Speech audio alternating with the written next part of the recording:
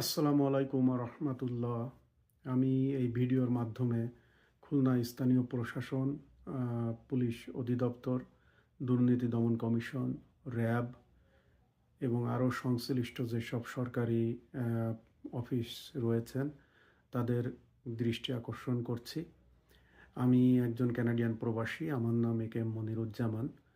আমার কিছু জমি আছে খুলনা মেট্রোপলিটন থানার আন্ডারে বটিয়াঘাটা থানা, জলমা ইউনিয়ন এবং পুটিমারি গ্রামে আমার কিছু জমি আছে। তৎকালীন আওয়ামী ফ্যাসিস্ট সরকারের প্রভাবশালী একজন প্রাক্তন সচিব, ওনার নাম ইউসুফ হারুন, যিনি খুলনার এডিসি ছিলেন একসময়, গোপালগঞ্জের ডিসি ছিলেন একসময় এবং জনপ্রশাসন মন্ত্রণালয়ের সচিব ছিলেন এবং 2018 সালে যে দামি নির্বাচন হয় সেই নির্বাচনের মূল কারিগর ছিলেন এবং কলাকৌশলী ছিলেন একজন। এবং 2024 সালে যে নির্বাচন হয় এবং সেই নির্বাচনের আগে নির্বাচনের পরিকল্পনা নিয়ে উত্তরাতে যে একটা গোপন মিটিং হয় সেই মিটিংয়ের নেতৃত্ব দানকারী ছিলেন এই ইউসুফ হারুন। উনি আমার জমি অবৈধভাবে দখল করে বসে আছেন এবং খুলনার স্থানীয় ভূমিদস্যু, প্রতারক এবং বাটপার শেখ আবেদ আলীর সহায়তায় এবং সহযোগিতায় এবং পৃষ্ঠপোষকতায় উনি আমার জমি দখল করে বসে আছেন, বেদখল করে অবৈধভাবে দখল করে বসে আছেন।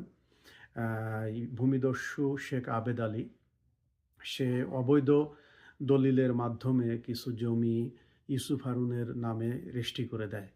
এখন যেহেতু অবৈধ দলিলের মাধ্যমে জমি রেজিস্ট্রি করে দেওয়া, সেহেতু তো জমির কোনো অস্তিত্ব নেই। এখন এই ভূমিদস্যু আমার এই জমি দেখাশুনো করার দায়িত্বে ছিল, যেহেতু তার সাথে আমার একটা ব্যক্তিগত সম্পর্ক ছিল।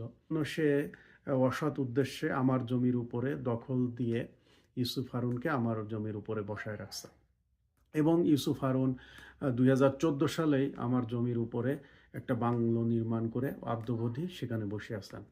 আমি কানাডা থেকে বেশ কয়েকবার ইউসুফ হারুনের সাথে যোগাযোগ করি এই ব্যাপারে জানতে পারার পরে, এবং ইউসুফ হারুন আমাকে আশ্বাস দেয় যে ঠিক আছে, আপনি বাংলাদেশে আসেন, আপনাকে আমি জমি নিজে উপস্থিত থেকে মেপে আপনাকে আমি জমি বুঝাই দেব। এবং তার আশ্বাস পেয়ে এবং তার কথা মতো আমি বাংলাদেশে যাই 2024 সালের জুলাই মাসে। 1 মাস যে থাকি তার সাথে যোগাযোগ করার চেষ্টা করি, কিন্তু সে কখনোই আসেনি এবং আমাকে জমি মেপে বুঝাই দেয়নি। অগত্যা আমি কানাডাতে ফিরে আসি। পরবর্তীতে কানাডাতে এসে আমি আবার তার সাথে যোগাযোগ করি এবং সে আমাকে আবার আশ্বাস দেয় যে সেই সময় আমি একটু বিজি ছিলাম, আসতে পারিনি, আপনি আসেন, আপনাকে আমি জমি মেপে বুঝাই দেবো, আমি সশরীরে উপস্থিত থাকবো। 2024 সালের নভেম্বর মাসে আমি আবার যাই, কিন্তু এবার যাওয়ার পরে সশরীরে উপস্থিত থাকা তো দূরের কথা, উনি আমার কোনো ফোনও রিসিভ করেনি, কোনো টেক্সটেরও জবাব দেয়নি এবং আমি 10 দিন থাকার পরে আমার আবার কানাডাতে ফেরার সময় হয়ে যায়। আমার কানাডাতে ফিরে চলে আসি। খুলনার পুলিশ প্রশাসন, খুলনার ডিসি অফিস, র্যাব, খুলনার ডিআইজি অফিস, ভূমি অফিস, বটিয়াকাটা, সব জায়গায় আমি লিখিতভাবে অভিযোগ করে আসি এবং সব জায়গা থেকেই আমাকে মোটামুটি বলা হয় যে এটা আসলে জমি জমা সংক্রান্ত বিষয়, আপনাকে কোর্টে মামলা করতে হবে, এটাতে আমাদের তেমন কিছু করার নেই আইনগতভাবে। তা আমি তারপরেও চিন্তা করলাম যে অ্যাটলিস্ট একটা অভিযোগ দিয়ে যাই, সেভাবে আমি অভিযোগ দিয়ে আসি।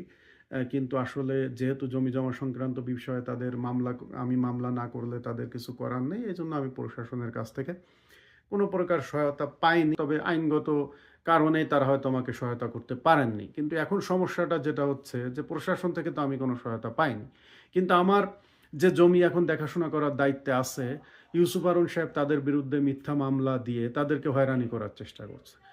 একদিকে সে আমার জমি দখল করে বসে আছে, আর একদিকে সে উল্টো আমার যে জমি দেখাশোনা করে তাদের বিরুদ্ধে মামলা দিয়ে তাদেরকে হয়রানি করার চেষ্টা করতেছে। এবং তাকে আমরা বেশ কয়েকবার একসাথে বসার অনুরোধ করেছি এবং সে বসেছেও, বৈধ কাগজপত্র দেখাতে পারে না। অতঃপর সে 2024 সালের ডিসেম্বর মাসে সে বটিয়াঘাটা ভূমি অফিস থেকে কিছু দলিল করে নিয়ে আসছে এবং কিছু কাগজ বের করে নিয়ে আসছে এবং সেইটা সে আমাদেরকে দেখায়, কিন্তু আসলে সেই কাগজের কোনো বৈধতা নেই। তার কারণ সে তো ওইখানে স্থপতি বাংলো স্থাপন করছে 2014 সালে। এখন যে আমার কি করণীয় এটাও আমি বুঝতে পারছি না। সবথেকে ইন্টারেস্টিং বিষয় হলো যে ইউসুফ হারুন সাহেব জমিগুলো কিনছে তার ওয়াইফের নামে, শালীর নামে, শালার নামে এবং বন্ধুর বউয়ের নামে। এখন যেহেতু সে সরকারি চাকরি করে, সে কিভাবে এতগুলো জমি কিনছে, এত টাকা দিয়ে একটা প্রশ্ন আসবে, সেহেতু সে বিভিন্ন নামে এই জমিগুলো দখল করে বসে আছে। আমার ওইখানে যে জনগণের সাথে যোগাযোগ হয়েছে, তারা আমাকে বলছে যে ইউসুফ হারুন সাহেব নিয়মিতই ওইখানে মিটিং করেন, কিছু গোপন মিটিং করেন। এখন কাদের সাথে কি মিটিং করেন এটা আমি কানাডা থেকে আমার পক্ষে জানাও সম্ভব না। এবং তার ওই বাংলোতে নিয়মিত রাত্রে এসে বিভিন্ন মেয়ে ছেলে রাত কাটায়। যেহেতু আমার জমির উপরে তার বাংলো এবং আমার জমিতে এই ধরনের অবৈধ কার্যক্রম, এখন ভবিষ্যতে এর জন্য কি লিগাল কোনো দায়বদ্ধতা আমার উপরে সে বর্তাবে কিনা এটা নিয়েও আমি খুব সন্দিহান এবং কনফিউজড আছি। তা আমি নিরুপায় হয়ে এই ভিডিওটা করে আমি আসলে প্রশাসনের দৃষ্টি আকর্ষণ করার চেষ্টা করছি।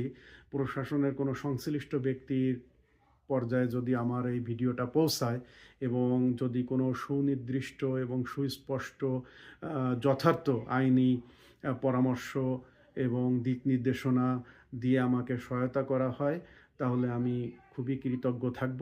এবং আমার বিনীত অনুরোধ যে প্রশাসন আমাকে সহায়তা করবে। আমি একজন কানাডা প্রবাসী এবং রেমিটেন্স যোদ্ধা, কিন্তু আমি এই দুষ্কৃতিকারী ভূমিদস্যু শেখ আবেদ আলীর প্রতারণা এবং প্রভাবশালী তৎকালীন সরকারের প্রাক্তন সচিব ইউসুফ হারুন সাহেবের আমার জমি দখল করে রাখার শিকার।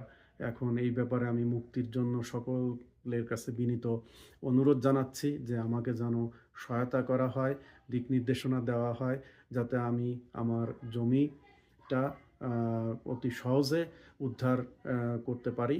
এবং যেসব অবৈধ কার্যক্রম ওইসব বাংলোতে এখন পরিচালিত হচ্ছে, এই সব অবৈধ কার্যক্রমের কোনো প্রকার দায়বদ্ধতা যেন আমার উপরে সে না বর্তায়, সেজন্য আমি সুনির্দিষ্ট গাইডলাইন এবং পরামর্শ আশা করছি। এই জন্য আমি এই ভিডিওর মাধ্যমে প্রশাসনের দৃষ্টি আকর্ষণ করছি। আমাকে যদি প্রশাসন সহায়তা করেন তাহলে আমি খুবই কৃতজ্ঞ থাকব এবং উপকৃত হব। অনেক ধন্যবাদ কষ্ট করে সময় করে আমার ভিডিওটা দেখার জন্য। আসসালামু আলাইকুম ওয়া রাহমাতুল্লাহি ওয়া বারাকাতুহু।